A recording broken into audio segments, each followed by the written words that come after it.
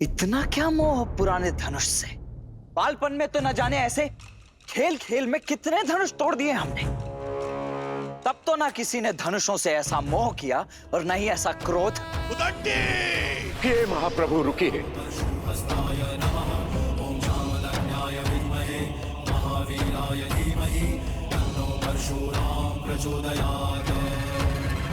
ये दोनों दशरथ पुत्र मेरी छत्र छाया में है। इन दोनों की सुरक्षा का उत्तरदायित्व इनके पिता ने मुझे सौंपा है। प्रभु ये देन है, कुछ हो गया तो मैं महाराज दशरथ को क्या उत्तर दूंगा?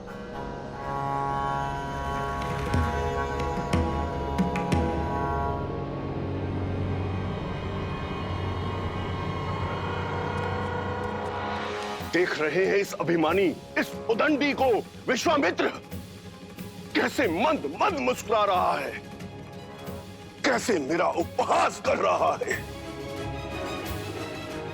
ये जानता नहीं है उस परशुराम को जिसकी एक गर्जना से यह धरती कांप उठती है। सुनी है आपकी ऐसी आत्मा को कपा देने वाली अनेकों कथाएं सुनी है मैंने।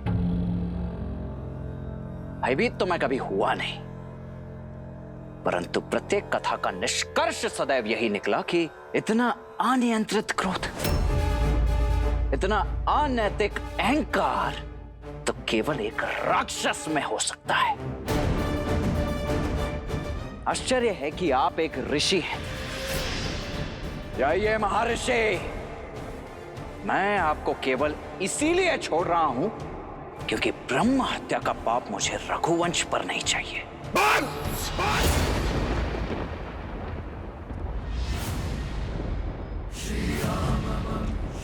विश्वामित्र, इसने मेरा अनादर करने का साहस कैसे किया? सम्मान परिस्थिति और स्थान देखकर किया जाता है महोदय, और आप मेरे ज्येष्ठ भ्राता के शुभ विवाह के अवसर पर अशुभ समाचार बनकर आए हैं। फिर आप चाहे आप ब्रह्मा हो, महादेव हो या स्वयं विष्णु के अवतार ही क्यों ना हो,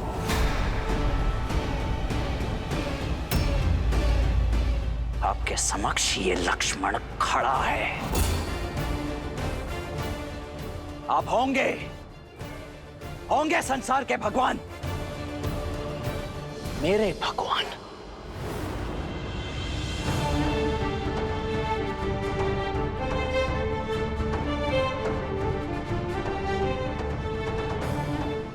मेरे भैया प्रभु श्री राम ही हैं।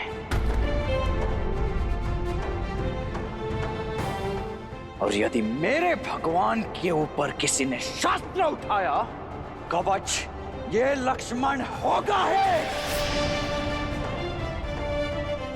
यदि किसी ने भी श्री राम की ओर एक भी अशुभ पग बढ़ाया तो या तो उसके पग मेरे बाण रोकेंगे या मैं स्वयं उसके बाणों की आहुति चढ़ जाऊंगा।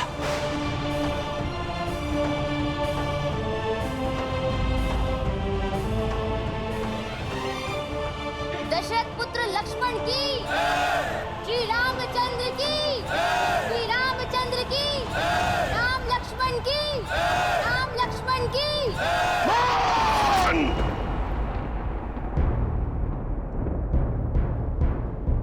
इसके पिता से मेरी ओर से क्षमा मांगना ब्रह्म ऋषि, क्योंकि मैं उन्हें संसार का सबसे बड़ा दुख पुत्र शोक देने जा रहा हूं।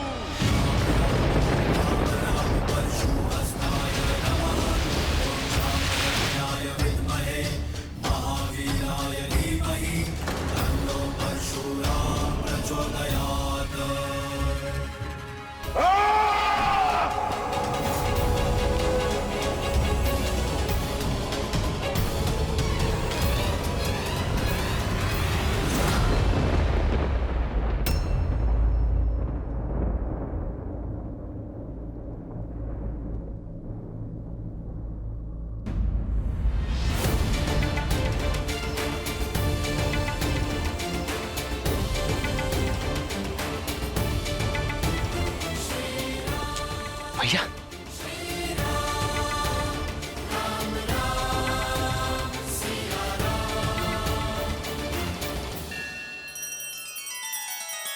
श्री रामचंद्र कृपालु भजुमन हरण भव भय दारुणम नव कंज लोचन कंज मुख कर कंज पद कंजारुणम।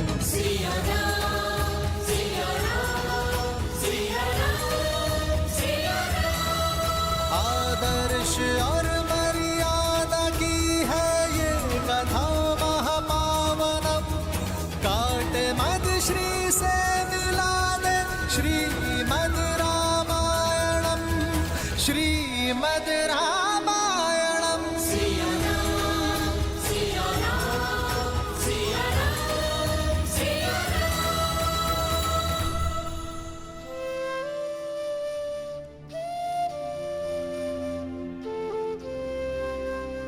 मैं धनुष भंग होने का कारण आदर सहित स्पष्ट कर चुका हूं प्रभु, और विनय पूर्वक अपनी भाई की अज्ञानता के लिए क्षमा चाहता हूं। दया कीजिए प्रभु। जब मृत्यु सामने आई तो क्षमा याचना करने लगे। कदाचित तुम्हें स्मरण नहीं है राम कि परशुराम की झोली में क्षमा नहीं है।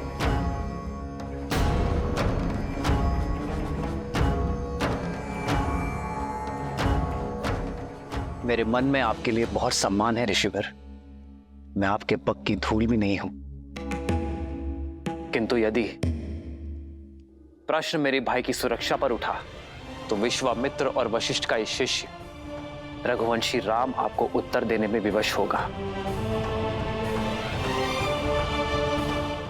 मैं वही करूंगा जो उचित है प्रभु। अंतिम श्वास तक आपसे युद्ध। युद्ध? वो भी मुझसे, परशुराम से।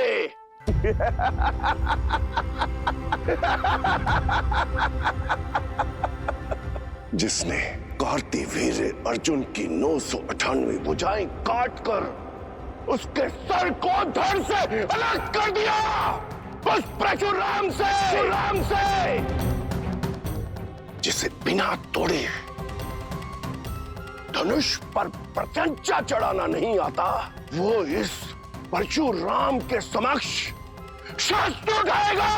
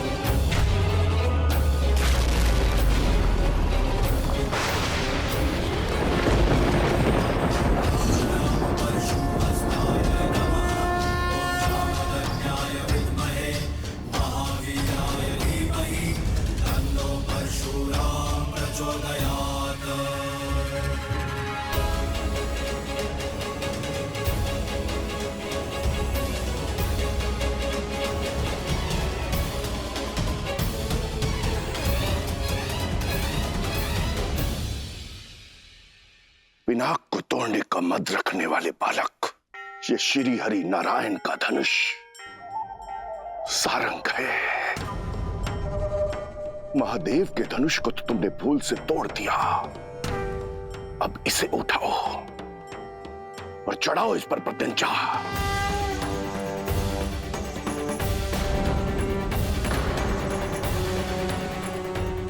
अभिमानी बालक, दिखाओ अपने बल को, कितना बल है तुम में। अरे प्रत्यंचा चढ़ाना तो दूर, तुम इसके भार को सह भी नहीं पाओगे।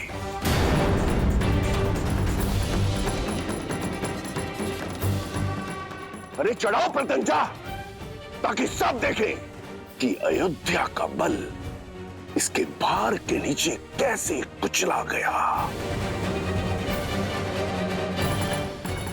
जो आज्ञा ऋषिवर।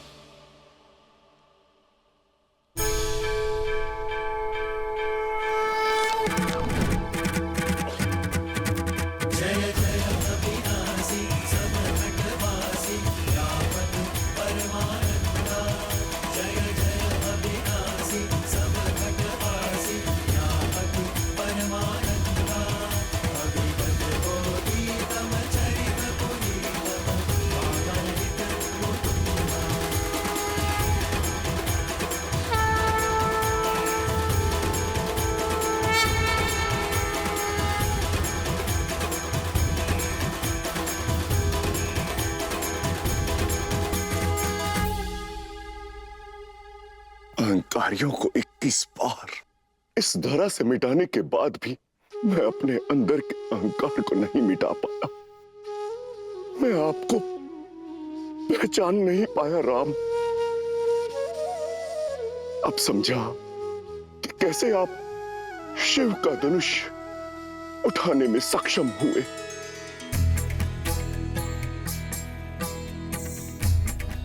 श्री रामचंद्र की जय।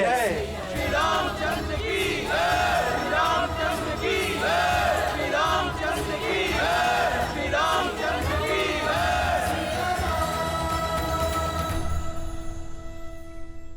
ये जय जयकार नए युग का शंखनाद है। त्रेता युग में उगे नए सूर्य का।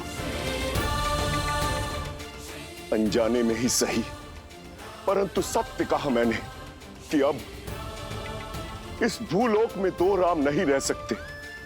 अब उस राम की आवश्यकता है जो हर रूप में संपूर्ण है। उस परशुराम की नहीं जो आवेश और क्रोध के कारण अपूर्ण है। भगवान परशुराम, वसंत के आने से ग्रीष्म का महत्व तो कम नहीं हो जाता, वैसे ही राम के आने से परशुराम का महत्व तो घट नहीं जाता। इस संसार को आज भी आपकी आवश्यकता है। चिरंजीवी बनके एक महागुरु के रूप में आपको युगों युगों तक रहना है।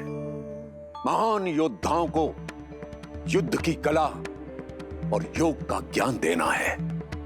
जो कुछ आपने महादेव से ग्रहण किया है उसे जनमानस को देना है, मानवता को देना है।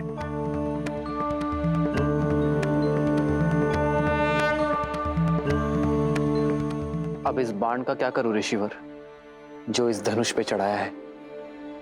मैं जानता हूं राम कि धनुष पर चढ़ाया बाण लौटाया नहीं जा सकता। अब इसे लक्ष्य देने की आवश्यकता है। तो बताइए ऋषिवर, क्या लक्ष्य भेदू इस बाण से? आप तो चिरंजीवी हैं, तो ये बाण या तो आपके तप की शक्ति को काटेगा या मन से विचरण करने की शक्ति को।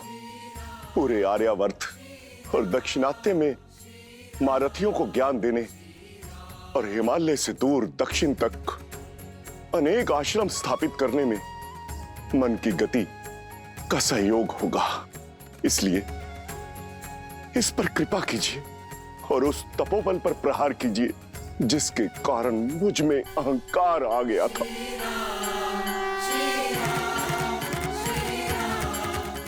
राम, इस बाण को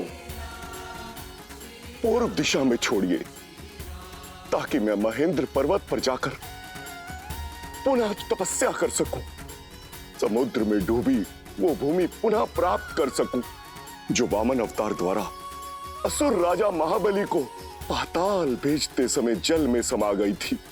जाते जाते धर्म स्थापना और अधर्म के विनाश का दायित्व आपको सौंपकर मैं आपसे विदा लेता हूं राम, विदा लेता हूं। जो आज्ञा प्रभु।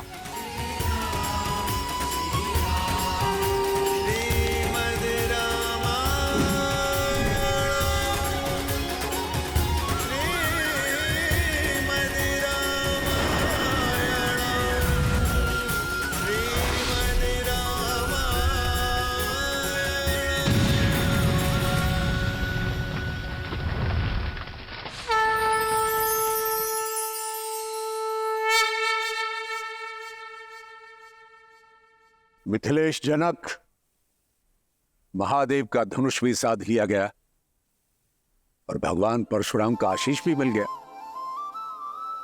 बस अब किस बात का विलंब? पूरे विधि विधान से विवाह की तैयारियां कीजिए।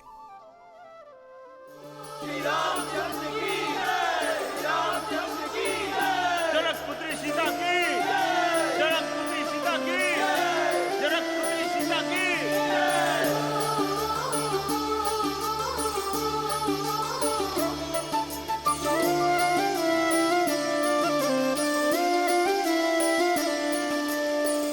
जन्म जन्म का है ये संगम, राम रतन सीता वैभव धन। एक है पौरुष एक समर्पण, एक है रूप तो दूजा दर्पण। राम है लोचन सीता दृष्टि, राम है बादल सीता वृष्टि। राम सिया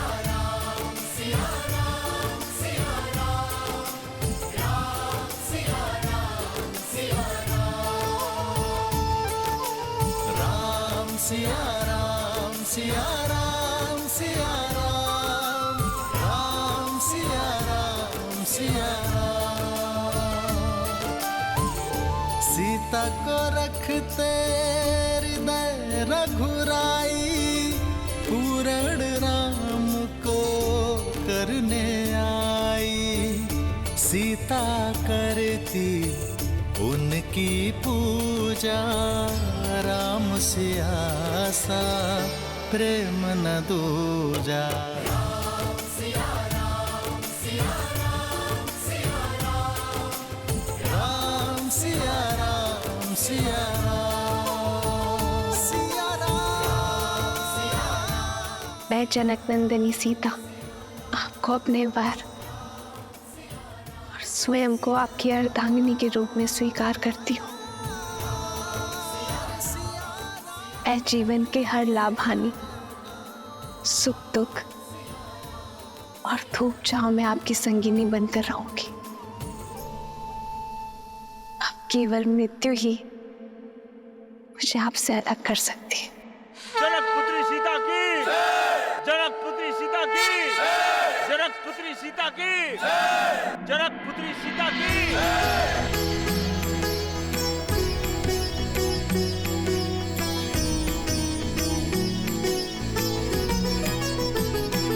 हो सोहती सिए राम के जोरी, छवि सिंगारू मनहु एक ठोरी। सखी कहाही प्रभु पद कहु सीता, करती न चरण परस अति भीता। आपने मुझे अपना अर्धांग चुना है, अर्थात हम दोनों एक दूसरे को पूर्ण करेंगे। आज से मैं आप हूं और आप मैं, ना कोई छोटा ना कोई बड़ा, ना स्वामी ना सेवक। हर स्थान हर मान में हम दोनों समान होंगे।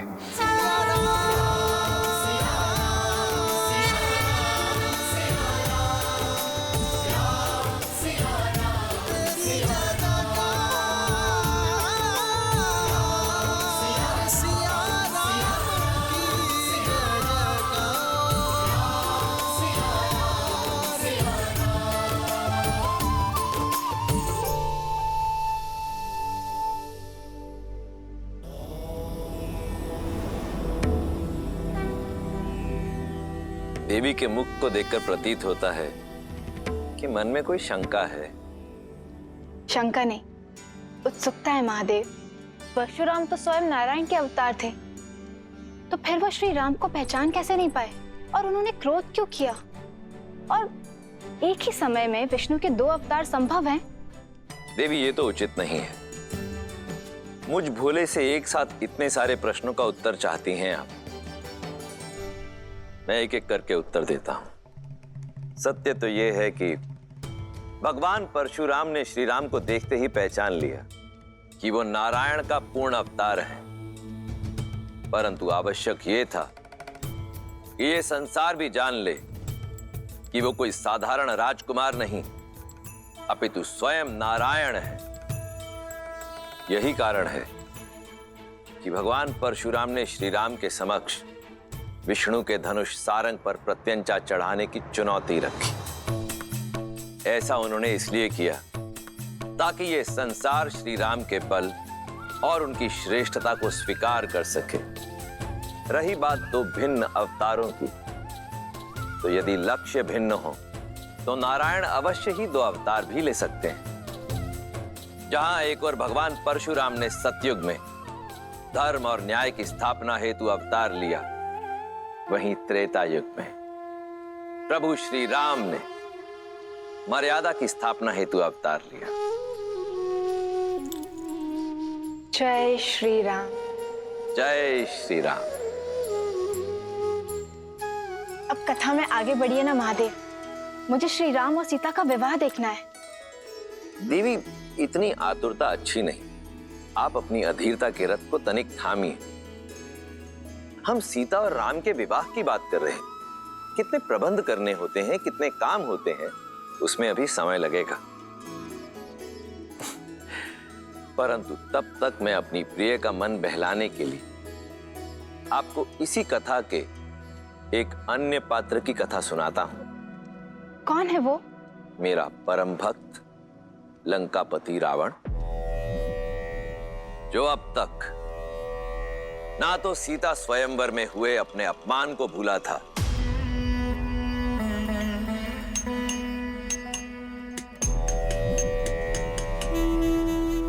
और ना ही भूला था देवी सीता के अप्रतिम सौंदर्य को।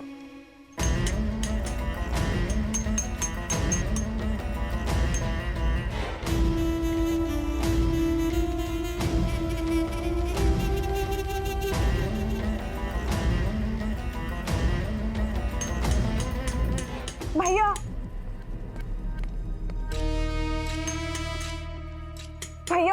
विद्युत जीवा।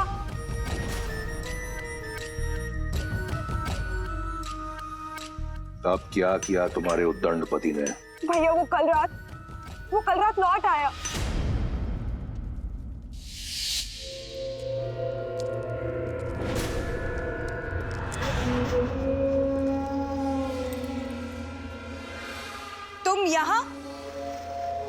तुम यहाँ क्या कर रहे हो विद्युत जीवा? क्या एक पति को अपनी पत्नी, एक पिता को अपने पुत्र के पास होने का कोई अधिकार नहीं है?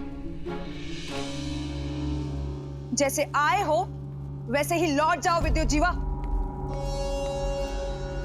अन्यथा भैया तुम्हारे प्राण ले लेंगे, क्योंकि वो अपना अपमान कभी भी नहीं भूलते। अपमान तो मेरा किया है तुम्हारे भाई ने।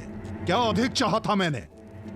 एक छोटा सा राज्य ना। राज भिक्षा में नहीं मांगे जाते विद्युत जीवा, बल्कि बल और साहस से अर्जित किए जाते हैं, जो तुम में बिल्कुल भी नहीं था। आज की बात करो सुपर्णखा।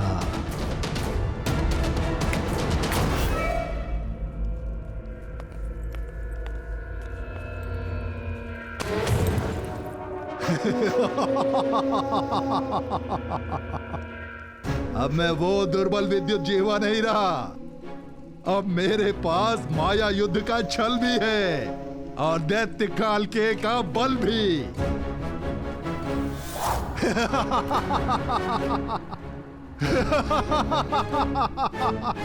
ये काल के? हाँ, काल के अस्त्र। मैं रावण से डरकर भागा नहीं था शूर्पणखा। मैं तो सज्ज हो रहा था उसका सामना करने के लिए। धरा से नीचे गहराई में पाताल और रसातल के मध्य एक नगर है, आसमानगढ़। मायावी नगर है वो, जो रक्षित है नीवट कवच दानवों द्वारा, जो माया युद्ध में प्रबल हैं। और अकेला नहीं हूं मैं। रावण के भय से छुपे आसमानगढ़ में मेरे संबंधी दैत्य काल के भी मेरे साथ हैं। कुछ नहीं कर पाएंगे तुम्हारे ये काल के, क्योंकि स्वयं काल मेरे महाशक्तिशाली भाई का दास है। महाशक्तिशाली? अरे तो कहां है सीता? कहां है शिव धनुष? हाँ, उसकी शक्ति का प्रदर्शन पूरे संसार ने मिथिला में देखा था। अब समय मेरा है। लंका अब मेरी होगी, रावण का अंत होगा। मूर्ख हो तुम। देव, असुर, यक्ष, गंधर्व, कोई भी मेरे भाई को मार नहीं सकता। मार नहीं सकता तो बंदी बना लूंगा, पर रक्तपात से क्या लाभ? अरे जाओ जाओ, जाकर समझाओ अपने भाई को सिंहासन त्याग कर मुझे सौंप दे, अन्यथा मेरे पास दूसरे मार्ग भी हैं। भैया, मैं आपका अहित होते हुए नहीं देख सकती। मैं आपका घात होते हुए नहीं देख सकती। इसलिए आपको सावधान करने चली आई। क्षमा कर दीजिए विद्युत जीवा को। मूर्ख है वो, और मेरा पति है। भैया, आपका ये मौन मुझे भयभीत कर रहा है भैया। अरे बड़बोला है वो। बड़बोला? पहली बार सही बोला। सत्य है, मैं लंका के सिंहासन योग्य नहीं। बुलाओ उसे, कहो कि रावण सिंहासन त्याग कर वनवास जाना चाहता है।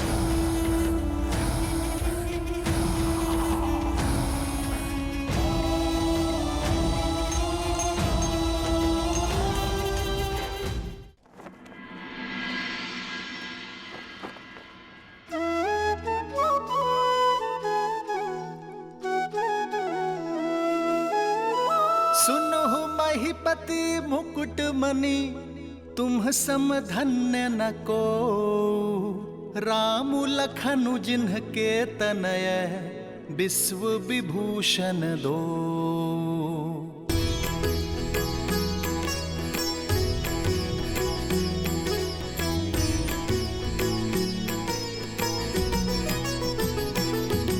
हो पूछन जो गुण तनय तुम्हारे, पुरुष सिंधति हो पुर उजियारे।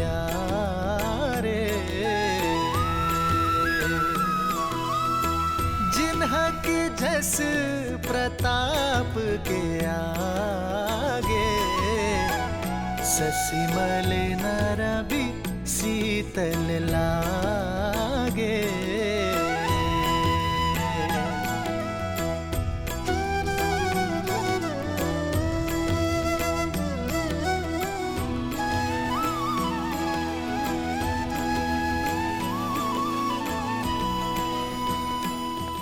अयोध्या राज की जय हो। महाराज, मिथिला से आपके लिए संदेश है।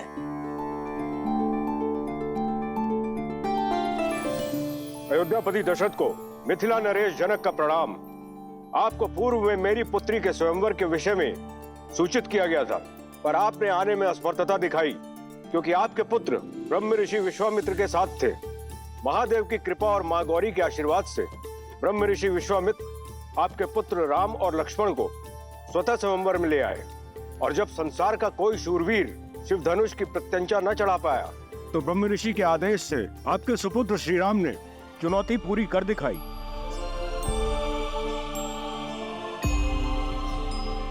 और कुमारी सीता को अयोध्या की वधू बनने का सौभाग्य दिया।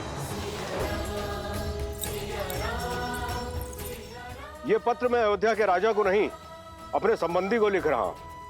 अपने ज्येष्ठ पुत्र के विवाह को अपना शुभ आशीष और अनुमति दे। ब्रह्म ऋषि विश्वामित्र का अनुरोध और हम सबकी मनुहार है कि आप अयोध्या के सभी राजकुमारों सहित इस विवाह में सम्मिलित हों। राजर्षि परिवार, जनक, मिथिला, निवेदक, आर्यावर्त। दशरथ नंदन की, दशरथ नंदन की, दशरथ नंदन की। मेरे राम ने गर्व से मुझे शिखर पर बिठा दिया है। क्या कही सुमित्रा, कौशल्या, सुना तुमने? महादेव के धनुष पर प्रत्यंचा चढ़ाई है मेरे राम ने।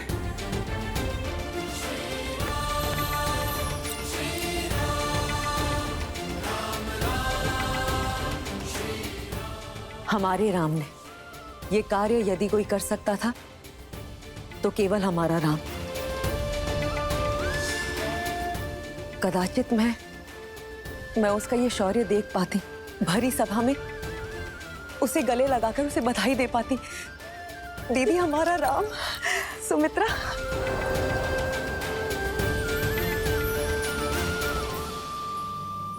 तो ऋषि जवाली, क्या कहती है अयोध्या की नीति? क्या एक पुत्र के विवाह के लिए राजा अपने राज्य को छोड़कर जा सकता है या नहीं? अति शीघ्र महाराज, परंतु उससे पहले एक शिष्टमंडल नव संबंधियों के साथ उपहार समेत भेज देना चाहिए। तो उस शिष्टमंडल को तुरंत प्रस्थान करना चाहिए। जी। ब्राह्मणों और पुरोहितों के दल को मिथिला की ओर प्रस्थान करने के लिए कहें। राजा जनक को सूचित किया जाए कि समस्त अयोध्या अपने राम के विवाह की साक्षी बनने के लिए मिथिला आ रही है। समय व्यर्थ ना करें ऋषि जवाली, मेरे राम का विवाह है, विलंब ना हो। जैसी आपकी आज्ञा। महामंत्री सुमंत्र, अयोध्या के सभी रथों को सज्ज कीजिए और उन्हें उपहारों से लाद दीजिए। जय महाराज। देवी कौशल्या, नव विवाहितों के स्वागत के लिए अयोध्या को एक नव वधू की तरह सज्जित कर दीजिए। देवी सुमित्रा, भरत और शत्रुघ्न को संदेश भेजा जाए कि वो शीघ्र अतिशीघ्र मिथिला पहुंचे। कैकेयी, उत्सव की घड़ी आ गई है, सभी प्रबंधों को देखो, कोई कमी नहीं रहनी चाहिए। मैं गुरुदेव वशिष्ठ से मिलकर आता हूं। ये विवाह उन्हीं के आशीर्वाद से होगा। जी महाराज, मेरे राम का विवाह है, मेरे राम का।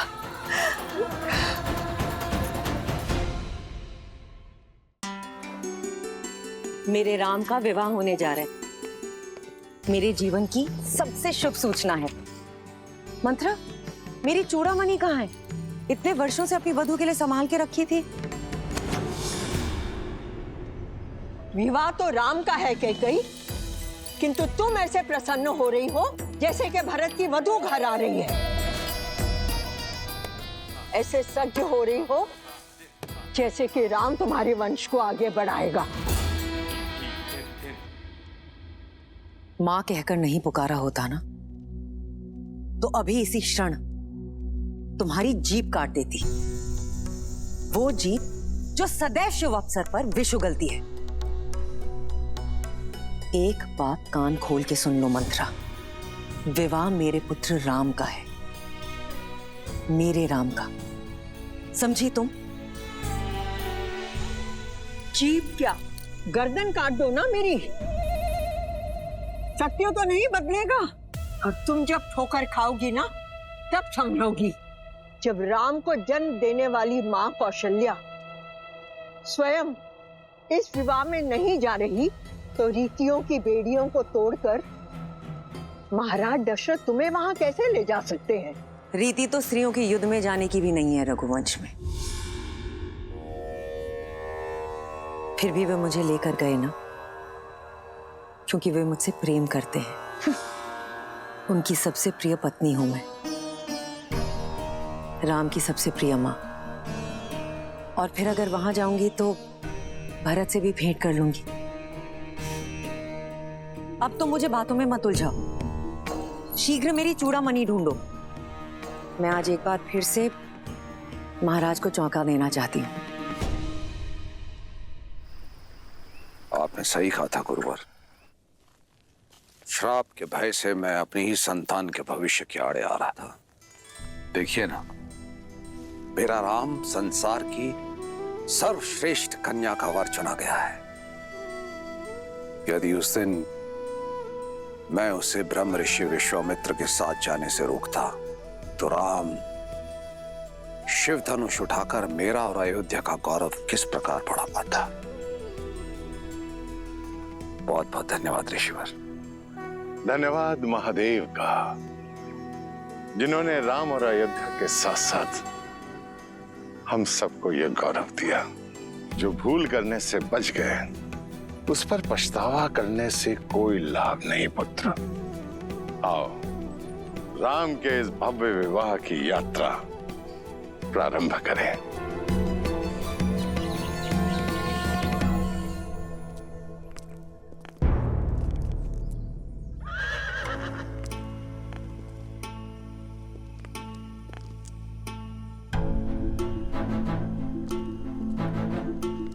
महाराज, इतना विलंब क्यों कर रहे हैं? शीघ्र चलिए, जनक वहां हमारी प्रतीक्षा में है। हम दोनों साथ मिलकर अपने राम के भव्य विवाह को देखेंगे। आज देखिए कैसे अश्वपति की पुत्री महाराज दशरथ के रथ को वायु के वेग से लेकर जाती है। शीघ्र आइए। कैकेयी, ये समय ठिठोली का नहीं है। मुझे विलंब हो रहा है, नीचे आओ। अच्छा, तो अब महाराज रीति नीति की दुहाई देकर मुझे रोकने का प्रयास करेंगे। कोई भी रीति या नीति मुझे अपने राम के विवाह में जाने से नहीं रोक सकती महाराज। कौशल्या और सुमित्रा भी राम की मां है, किंतु वो भी तो नहीं जा रही। और फिर परिस्थितियां भी अनुकूल नहीं है। राम के द्वारा धनुष को भंग करने के कारण बहुत से राजाओं के स्वप्न भंग हुए हैं, और ईर्ष्या में वो मिथिला और अयोध्या के शत्रु बन बैठे हैं। इसी कारणवश यदि मार्ग में कोई अनहोनी हो गई तो तब तो मेरा जाना और आवश्यक है महाराज, आपकी रक्षा करने के लिए। कैकेयी, मैं अपनी नहीं अयोध्या की बात कर रहा हूं। ना ही तो कोई मेरा पुत्र है और ना ही कोई मंत्री, हो तो केवल तुम। सुमित्रा और कौशल्या परिवार को संभाल सकती हैं, किंतु सुरक्षा की दृष्टि से सबसे श्रेष्ठ तो तुम ही हो कैकेयी। किंतु मेरे राम का विवाह है महाराज, ये अवसर मुझसे मत छीनिए। मैं अपने राम को फेरे लेते हुए देखना चाहती हूँ। कैकेयी,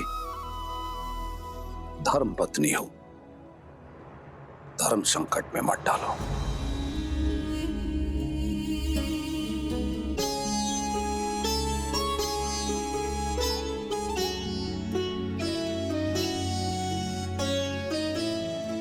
किंतु मैं तुम्हें इस प्रकार भावुक भी नहीं देख सकता। यदि तुम्हारी इच्छा इतनी प्रबल है तो तुम मिथिला जाओ, मैं यहां रुककर अयोध्या की सुरक्षा देखता हूं। महाराज, इतनी स्वार्थी भी नहीं है आपकी कैकेयी। जानती हूं आपके राम में आपके प्राण बसते हैं। उसका विवाह देखना आपका सबसे बड़ा स्वप्न है। ये स्वप्न कैसे छीन लूं आपसे? वैसे भी मेरा मन आपसे थोड़ा अधिक कठोर है, ये पीड़ा सह लेगा। आप जाएं महाराज, अपने पुत्र के विवाह का आनंद उठाएं। अयोध्या की रक्षा करने के लिए आपकी कैकेयी है।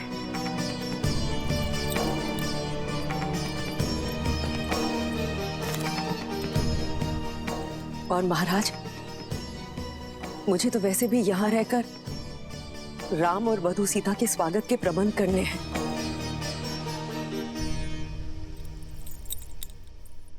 ऐसे सजाऊंगी अयोध्या को कि इंद्रलोक की दमक और वैकुंठ की शोभा भी फीकी पड़ जाएगी।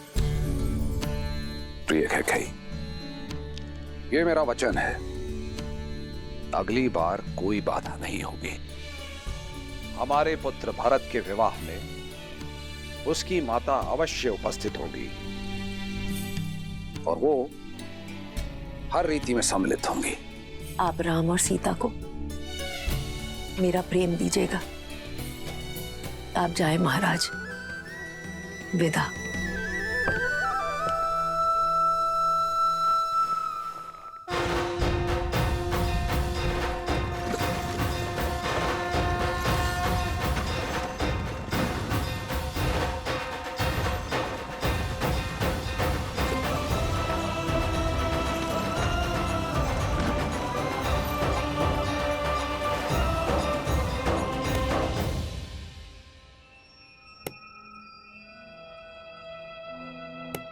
लग गई ठोकर? अब तो समझ लो, तुम ही हो जो राम नाम की रट लगाए फिरती हो। अपने पति के युद्ध में रथ में उंगली फंसाए फिरती हो, किंतु तुम ये नहीं जानती कैकेयी कि महाराज दशरथ के हृदय में केवल उनका ज्येष्ठ पुत्र ही बसता है, और वो है राम।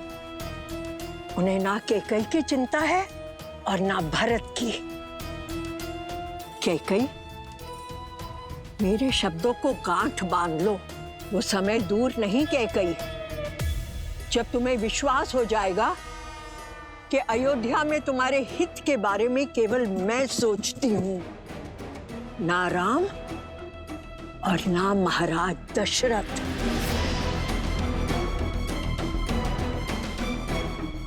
तुम्हें मौन रहने का आदेश दिया था ना, तो मौन रहो। सभी कार्यकारियों को सभा में आने का आदेश दिया जाए। स्वागत के प्रबंध निश्चित करने हैं। अयोध्या का भविष्य मेरा राम लौट कर आ रहा है।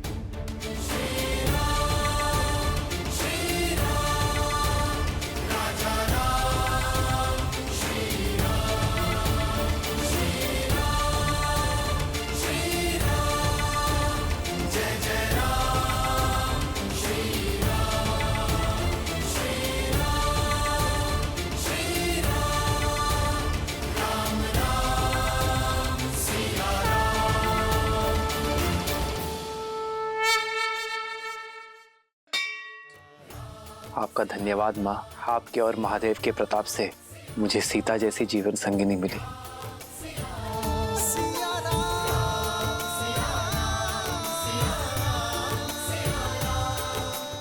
श्रीमद् रामायण के सभी एपिसोड्स फ्री देखने के लिए हरिओम ऐप डाउनलोड करें एंड्रॉइड के प्ले स्टोर या iOS के ऐप स्टोर से, या हरिओम यूट्यूब चैनल सब्सक्राइब करें।